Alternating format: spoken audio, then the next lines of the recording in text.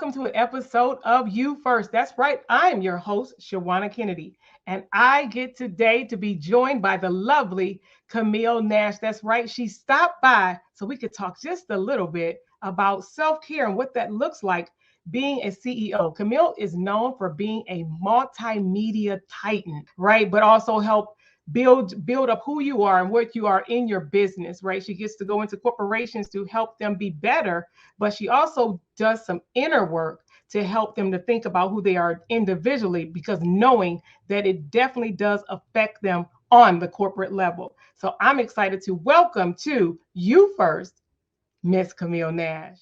Hello, Camille. Welcome, welcome, Hello, hello, welcome. hello. How you doing? Welcome, welcome Well, to what? I You am well. First. I'm I'm excited. delighted to be here. Yeah, how's it going? What's going on in your world? What's going on in your world? Well, what's going on in my world is it's always a lot going on in my world. Working with a couple internationals right now, and really excited personally about finally finishing a book that I've been working on for a long time, and a couple master classes that are coming. So I got a lot of things happening. Just really excited about this season in my life, personally, and just gearing up for all of it. The pandemic, or like I like to call it, the pandemic took away some time from us all. But I still believe that it definitely gifted us with the opportunity to rise and shine in ways that we've never risen before. So I am delighted that you have me in this space today, so we can talk about how to rise, how to well Yeah, rise. I just want to, when you think about what you get to do corporately, Mhm. it's like having that conversation to say, yes, you have many a conversations and you do tons of negotiating in business. My favorite. Yeah, hey, let's say that part too, because it's My not all, favorite. yes, it's not about it being a bad thing, but when we pause just for a moment and have a you first conversation, right? Because I do believe that it is about you in order for us to be of greater service to others. You already know it has to start with us first. Mhm. And that then having the conversation with people who deal with other people who understand the pressures and the stresses that go with being sometimes in charge of those people, what that looks and feel like talking to a person that really have to walk that walk, not just talk the talk but walk that Mhm. walk in Mhm. what you do. When you think about self-care, and then when you think about the hours, whether it's because of what the world did to us a couple years ago, and some people are still have the choice now to be at home, but even whether you're at home in a desk or with a suit jacket and a briefcase, all of the demands that are on your life, how do you pause and what do you do even in the middle of that week when you're in the car and saying just one more meeting? What does that Mhm. look like for you? Well, that's a great question. I will tell you that these last 3 years have, like I said before, they have gifted us in many ways, not just to show up or maximize the free spaces of social media, the free points of presence, or even to reevaluate, if you will, how you show up. What I do daily, I'm meditating. I'm doing things I've never done before. And I'm telling you, I know that it's making an enormous difference in everything that I do. So, meditating daily. I have a devotion in the morning. I used to play around with it before, but I do it every day now. And I'll tell you, one of the biggest shifts for me outside of the meditation, the devotion, is also realizing who I am and what I need. So, I decide daily that I can't just hear a sermon. I need to hear some personal development. I need to kind of hear what's going on. I need my mental health to be, I need to check in with my mental health. I need to hear from counselors. I'm doing a class right now on good boundaries and goodbyes and learning how to cut some stuff away and say goodbye to some people with love. And so all of those things really weigh us down, and it to some degree it's toxic, and we may love our family, for example, but even in loving our families we have to set boundaries with them. And so one of the things that I'm really adamant about right now in this season is being very intentional on what I say, and making sure that I'm heard, or I say what I need to say to whoever the person is. But with And that, I have to like insert real quick because I know it is important for us to get out what we need. But what mhm, happens though in there, because of the self work that you're doing, which is amazing, when you say, I get out what I need to make sure that they're hearing, what happens if then it's still possibly perceived in another way? How do you handle that if ooh, I you're love that. I love yeah, that question because a lot of families, a lot of us in our families, they have become conditioned on how they see us. So therefore, they have their own pathology and history on how they receive us, respond to us, yes. deposit in us. Well, I get to choose. I get to decide. I get to make a decision on what works best Mhm. for my life, on how you handle me and how I handle you. It's really not my business whether you hear me or not. My job is to make sure I have shared it. And if you care and I matter to you, the responsibility and responsibility is on you to receive it and decide what you're going to do with it. I can ask you, hey, what do you think about what I just said? Is there something that you would like to share with me? See, here's what I've come to learn. One of the greatest advantages on this journey is that you can't control if people are going to ever respond to anything you say. They might never. But we're not responsible for that. You can go a year not talking to a family member because they're still mad about something that happened. But did you ever take the time? Did you take the time to say, hey, can we talk about it? And look, let me just say, sometimes it's necessary to have that space. There is nothing wrong with having time away from a person. And I know y'all out there, the Holy Ghost, going to say, well, what happens if the person dies? If they do, I pray that they know the Lord. Because guess what? No, It is well with me. Because Shawanna, listen, what we as people, especially women, we have got to find a space to understand that if something is not working well, it's working wrong. that's It's the truth working today. wrong. That is true. That It is is so working true. wrong. And so if a person decides they want to have a temper tantrum, they're mad because you still have a whole lot of gunk and junk that you've not dealt with in your life. That's not my problem, nor is it my assault. You hear that? I will not Mhm. accept that assault. Yeah, They take people to jail for that. So the yeah. point is that I will allow it to be beauty for ashes for me. I will safeguard me. And if the relationship or marriage, whatever it is, or relationship with your parents, and our parents are real good for that. That's a whole nother conversation, a whole nother show. They're really good for it because they birth you. They have an entitlement. No, you don't. No, no, no, no, no, you Okay, so don't. you're gonna have to pause for one Yeah, second but you because do. there could be a parent watching, right? That may have whether you're a younger child, and I know the different generation, kids definitely respond differently in this generation than they did for us. Mm-hmm. How do you respond to that mother, that father, that even that grandparent or guardian with what you just said? How do you help them to understand that? So I'm going to do a show on this coming up in the next couple months. I believe it's slated for June. We'll have to double check it, but it's really about the reverse of the parental abuse, how children sometimes abuse their parents, Mm, and unfortunately, parents forget the fact that they're the ones that laid the foundation. I'll say it again. The parents laid the foundation, or they allowed the foundation to be laid by other people. So I'm no therapist. Let me be very clear here. I've just done a lot of reading. I got friends that are therapists. But the point is that if the relationship matters, there's thousands of people, there's millions of people out there that I know. There's thousands behind, some things that I've done and I've gotten feedback is that there's parents that are really hurt and harmed by the relationships or the lack thereof that they have with their children. But I have to just say this: it's not one person's responsibility; it's both people's responsibility. Even as a child ages or becomes an adult, when a child becomes an adult, you get to decide when that relationship shifts to adult to adult. But at the same time, the parent doesn't get the opportunity just to demean the person that they birthed. They're an adult. It's an adult to adult. It's a respect factor.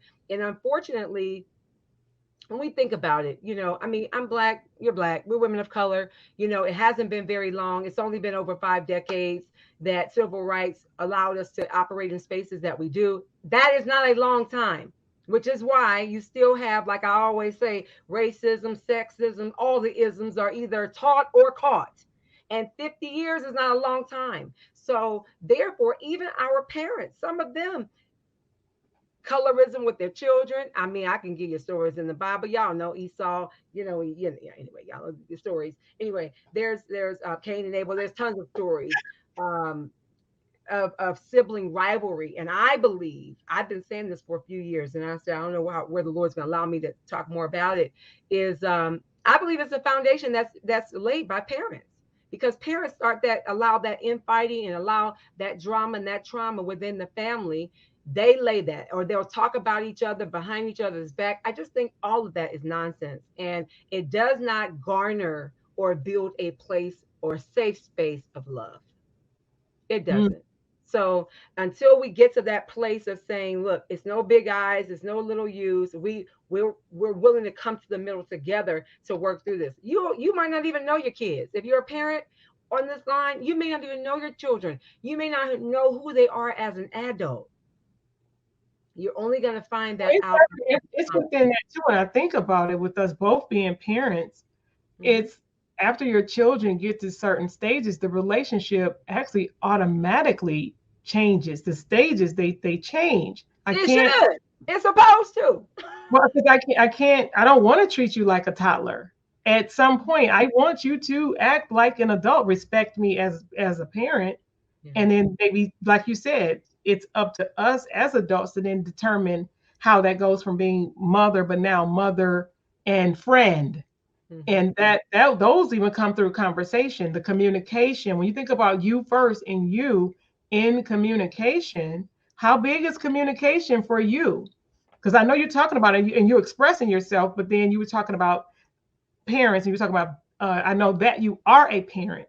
And when you even get to talk about it in the world and in what you do as a businesswoman, how big is communication when we think about making you a priority, putting you first, and what that really looks and feels like? Because it has to be about us. I say it all the time. Mm-hmm. Mm-hmm. You have Well, to make it a priority. I would say you have to start with you have to let a woman or a man examine himself. You have to start with yourself. And it's not being selfish, it's not being narcissistic. It's saying, okay, what do I want out of this conversation? What am I hoping to accomplish here? I just believe people just be talking sometimes. I know that's not good English, but you all get it. I believe people just talk. They're just saying whatever comes up, comes out. They're just talking without an end in mind. Without, okay, what's my objective here? So when we do some self-examination, it is what's the end in mind? What do I hope to accomplish in this dialogue? I say it to mother all the time. You don't want to have dialogue. You want to have monologue. So I'm just gonna let you talk. Monologue is not going to get the dialogue that you want. You have to leave and open a safe space for the person to be able to express themselves. You also have to have some confidence before you even go into these conversations. And sometimes you're going to need some courage. Yes, ma'am. Yes, You're going ma'am. to need some real courage to have a Right, right. conversation. Communications is communication is cyclical. It's symbiotic. It's reciprocal. It goes both ways.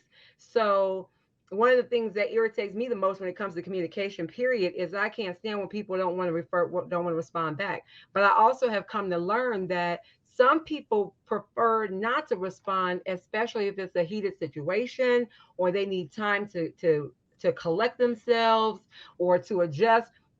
You just have to know your personality. My personality is let's put the fire out. Come on, let's deal with it. We need to deal with it. But I've also come to learn that I have used some of that as a mechanism, because that is what my life has been, to deal with the trouble, deal with the struggle, deal with whatever it Yeah. is, and move on. And that's been a lifesaver for me. But here's what I've come to also realize is that somebody can throw you the raft, right? But you got to do the work to get out. But what They, about you? Let's go with you though. You first. And when you know that it this time it's you. mm-hmm, You, it's you this time. It's not them. It's you. What do you So do? it's me that is, what do I, You need am to I the make, you need person to make a that shift. erred? You I've need erred to in my make, way. yeah, you need to make, you know that you need to make, well, you don't even realize it. But then you come to this epiphany and realize that you first need to make this shift. That Because I need to make the shift in the dialogue.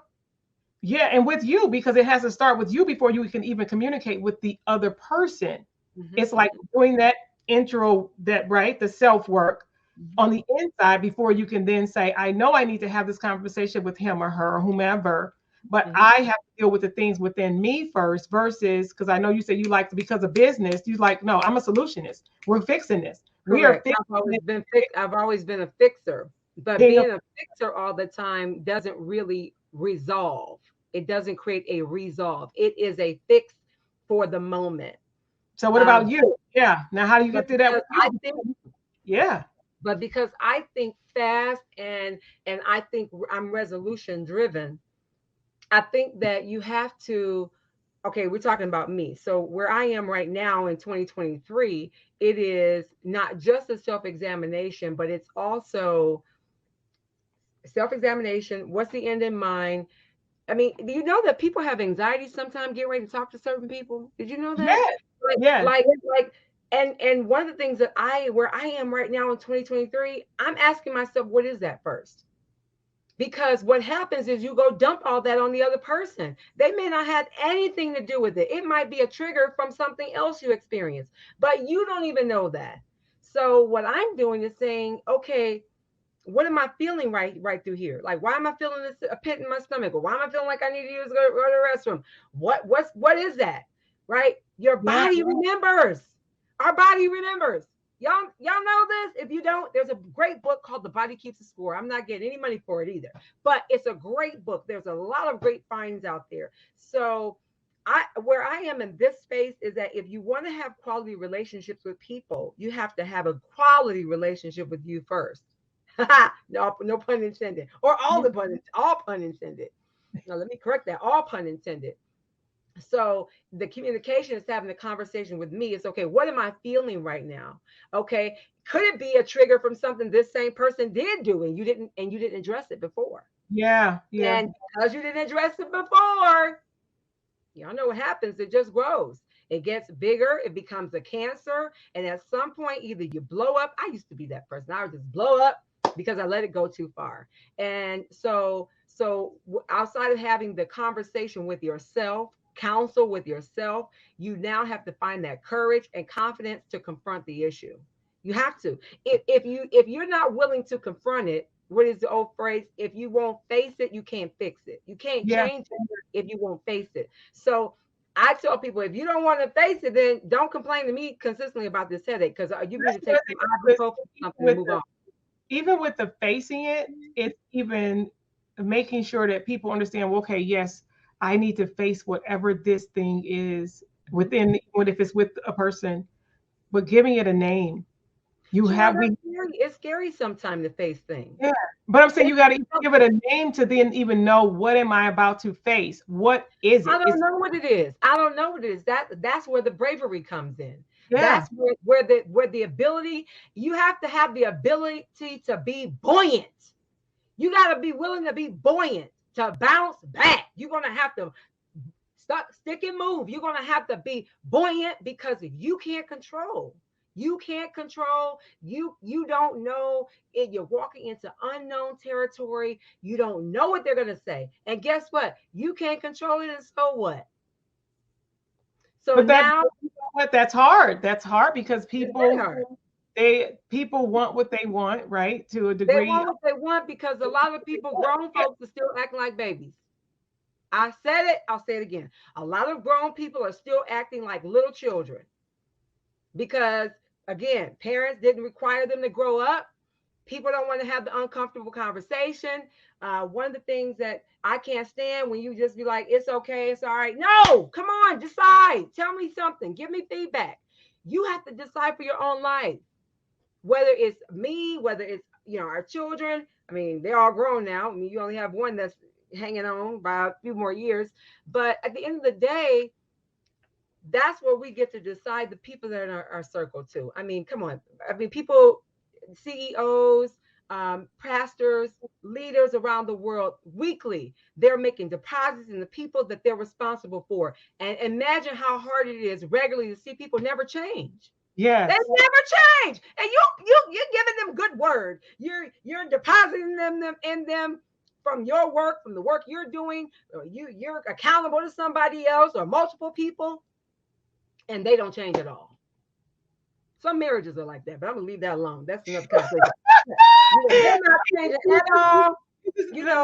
I've given you comfort. I've given you counsel. I've given you kindness. I've given you love. I have been willing to hear you out. I've been willing to give you comfort.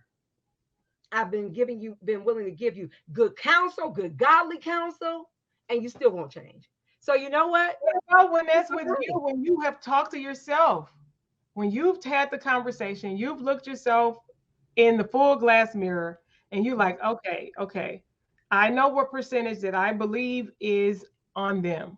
But for the percentage that I honestly say, okay, I bought that baby, I got to deal with this baby. Mm-hmm. How do you help the person that say, okay, I may, like you said, you may not know what to call it. How do you help that person that say, I then have to stand 10 toes down, and I've got to then deal with me. I got to deal with me first. I got to self first, not just, of course, you mentioned even talking about the goodbyes and the boundaries, right? Mm-hmm. Boundaries and bye-byes. Mm-hmm. But it's what happens when you looking in that mirror, and to some degree, it is you, right? Mm-hmm. Because this is you first. So, what is it about you first that you need to get in alignment before you then say, all of that stuff you just said, all of it is relevant, and it is still the other side of the coin. Mm-hmm. What about the side when you get on that's the tails? What about the head? Of course, outside, of course, us being women of faith, we know who the head of it all is. But Yes. when it gives us authority as individual Mm-hmm. human beings, Mm-hmm. as being a human being in charge and authority over who we are, right? And the manager of our manage the thoughts, right? Because some thoughts they come from all over the world. We know we get thousands of thoughts every minute, but Yep. it's Yep. being the manager and him giving you authority to manage those thoughts, manage your actions and the deeds that are done. How do you help that person that's saying, okay, you know what, I gotta, you know what, I'm big girl, big boy britches, I'm 10 toes down. What do you say to that person? Well, I'm going to say the first thing you're going to have to do is, I'm a woman of faith, so you're going to have to get your face in that word, and you're going to have to get a journal. I mean, because here's the thing: if I believe our greatest tragedy is that we blame other people for everything that's happened to us. That's our Yes, greatest. yes. And when we blame other people, we remain the same because we never are willing to look at who we are and how we contributed. So a person will say, well, yeah, okay, I own that. But do you own it just to own it, or do you own it to own it and shift it and make it something, and allow it to become something else? So the beauty of the journaling is one of the reasons why, I mean, I've been journaling since I was a teenager, off and on. But I'm way more consistent now than I've ever been, but mainly so I can see me, Mm. and not only see me, so I can see where God changes my heart. I'm so glad you asked this question because I was just looking at, thinking about that scripture that talks about the heart and having a hardened heart. You know, how we can have a hardened heart with people. We can have a hardened heart with things that happen, things that we experience. There was a great book, Oprah co-authored, called "What Happened to Them." So getting Mhm. the understanding of what happened to a person, without making it daunting. I had a reflection with my children recently. We were talking um, about my brother's passing, and there were things about me they never knew about me as a child. A lot of things I told them, but there were things I guess I just never thought about. And the mere fact of them looking at photographs of my past as a child, and they were just assessing how I showed up in the room. And my son said, "Mom, you had a disposition of just being much older than you were." And I told him, I said, "Yeah, I was asking myself, why am I here? Somebody come get me, because this is not my life." I really felt that way as a kid. It's real. Y'all listen, if you know me, hey, look, hey, you may not like it, but that's real. I really felt that way. I just didn't know how to articulate that. So, one of the greatest gifts that we have and we can give ourselves is journaling, because journaling allows you to look at yourself, and you really can't run from yourself, where it says, okay, I got a bad attitude. I'm really mad right now. I'm mad. I want to bust him in the neck. I want to safari punch him. Boom, because of what he or she did, right? And so the only way that you can change that hardened heart, God wants us to have a heart of flesh. Like, just let that sit for a minute. He wants our heart to be of flesh, which is soft and tender. We always hear people talk about, oh, you just letting the flesh, you just letting the flesh get in the way. The flesh has value. And God wants our heart to be made of flesh, not hardened. And a lot of times we become hardened because of life's experiences, and it's the only way we know how to protect ourselves. But it also yields relationships that are not fruitful. They're superficial. Oh, you think, oh no, I got a great relationship. I love my husband. I love my wife. Or I love my friend. I love my kids. Do you? How you know? What you willing to do? What are you willing to lay down for them? And not look back. I mean, like, when's the last time you actually ask yourself, what does this relationship really mean to you? So when it comes to what I do, where I am now, it's more or less, how do I contribute to this? I'll give you an example. I have a strained relationship with a family member right now. Let me keep my face together. And I have forgiven this person. I have forgiven the person, but I don't like the way I feel when I'm in their presence. I don't like it. I don't like how my body feels. And it's because I don't feel safe in their presence. So no therapist, no pastor, no leader, no husband, nobody's going to tell me that I need to just go ahead and get over that. Nah, I'm not going to do it, because my body's not going to lie to me. And one of the greatest lessons that we know and that we've learned is that when we are violated or we experience trauma as children, we learn very fast not to trust ourselves. And it takes years to get back to that place of trusting who you are and trusting the Spirit, Holy Spirit that resides within you, trusting your gut instincts, trusting you. And the best way to trust yourself is to journal, make a commitment on things you're going to do, and do it. Yeah. I'm going to get up at 5:30. I'm going to pray. I'm going to exercise devotion. I'm going to exercise. Do it. The more you keep doing it, it's not, the byproduct, you might lose some weight. You may do some other things, feel better. Yeah. But the byproduct, the real byproduct, is that you build trust within you.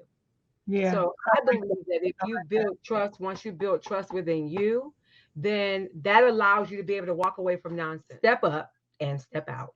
So that's my encouragement, is that I hope being able to inspire in tonight's conversation that you've been bought with a cost. You're here by design. You're no cosmic coincidence or here by mistake, but you're definitely here to bring something that the earth is missing.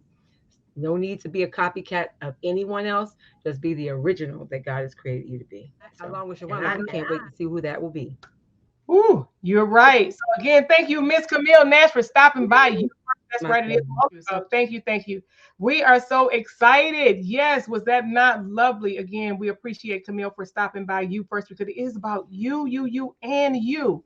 Making yourself a priority is a necessity. So I say, do something today that your future self will thank you for. I'm Shawanna Kennedy, your host of You First. It is about you. I'll see you guys next time.